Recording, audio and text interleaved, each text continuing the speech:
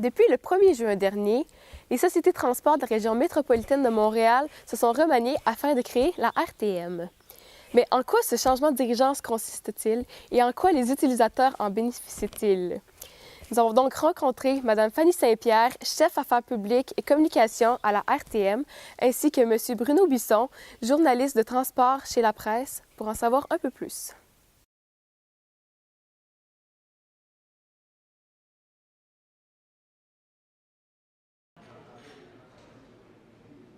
Quand on a créé la RTM, c'est un peu dépolitisé, tout le dossier des transports.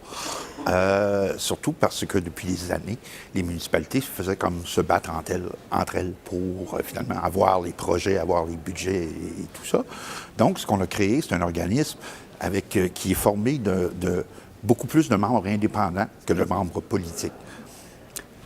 On a 8 personnes qui sont nommées par les municipalités de la CMN et on en a 7 dont le président de la RTM, qui est nommé par le gouvernement du Québec. Et sur les 8 personnes qui sont nommées par les municipalités, par la CMN, il y a 5 maires seulement. Donc, on a seulement 5 personnes sur 15 dans le conseil d'administration qui viennent du milieu politique.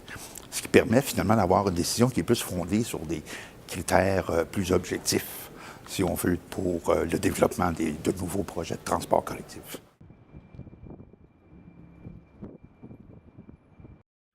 Le gouvernement a souhaité faire ce changement-là dans l'organisation des services et la gouvernance des services de transport collectif pour assurer une meilleure cohérence et une meilleure planification des services pour l'ensemble du territoire. Ça, c'est la raison pour laquelle le gouvernement a pris cette décision-là.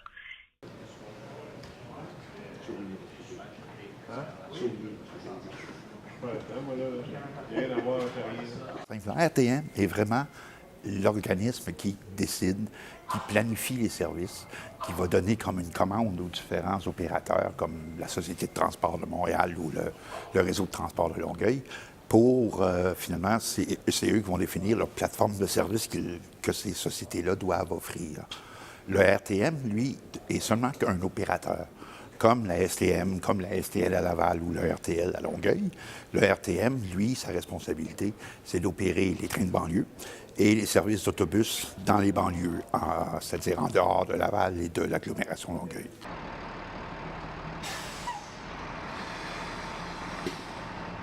Comme je le disais tantôt, il y avait un besoin de dépolitiser les décisions parce que depuis de très nombreuses années, il y avait comme un cul-de-sac, finalement. On n'arrivait plus à s'entendre entre les différentes municipalités et avec l'AMT qui existait autrefois pour s'entendre, en fin de compte, vraiment sur un plan régional pour définir les nouveaux services de transport en commun. Il y a eu des batailles assez mémorables entre Montréal et Laval, par exemple, lorsqu'on a mis en service le métro à Laval. Les 3 municipalités se battaient entre elles pour savoir qui va avoir le prochain tronçon de métro. L'AMT, qui était la responsable du développement, était aussi incapable de mener un projet à bien sans se retrouver en difficulté. L'AMT a créé 2 grands services de transport en commun en 15 ans d'existence, c'est-à-dire le métro de Laval et le train de l'Est. Entre Mascouche et le centre-ville. Et dans les 2 cas, ça a viré en catastrophe. Ils ont été heureux. On leur a retiré la gestion de ces projets-là pour la donner à des comités d'experts indépendants parce qu'ils étaient juste incapables de les mener à bien convenablement, si on veut.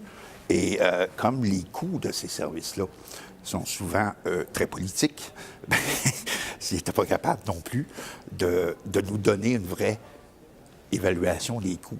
Parce qu'à ce moment-là, ça créait des chicanes entre les différentes sociétés de transport qui disaient qu'on en donne beaucoup plus à une qu'à l'autre, et etc.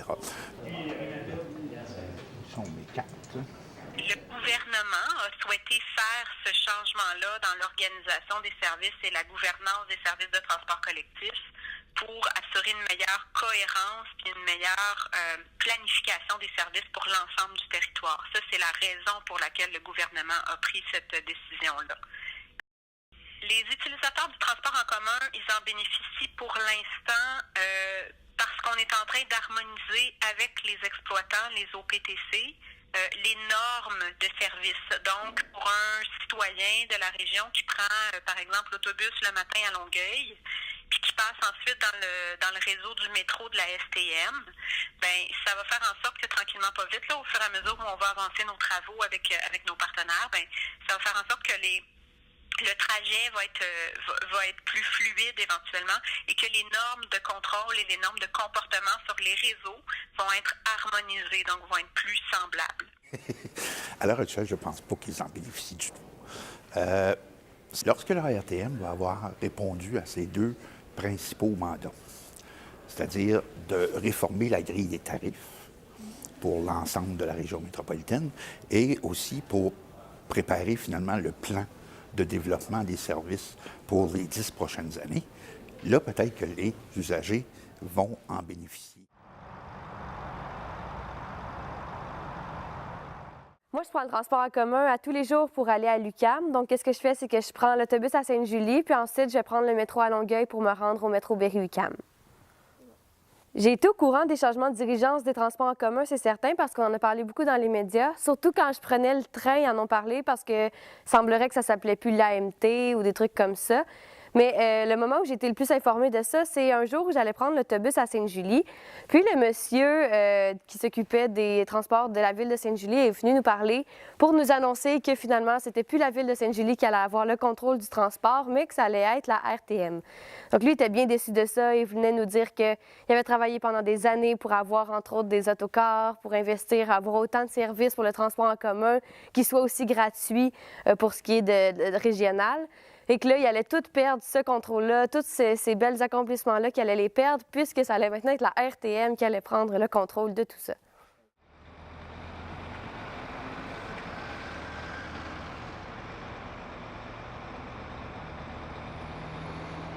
Honnêtement, j'ai pas remarqué de changement depuis le changement de direction. La seule petite différence que j'ai vue, on m'a donné un nouvel horaire d'autobus à Sainte-Julie à un moment donné, puis il y avait un départ qui était changé dans l'après-midi. Mais à part de ça, j'ai vraiment vu aucun changement.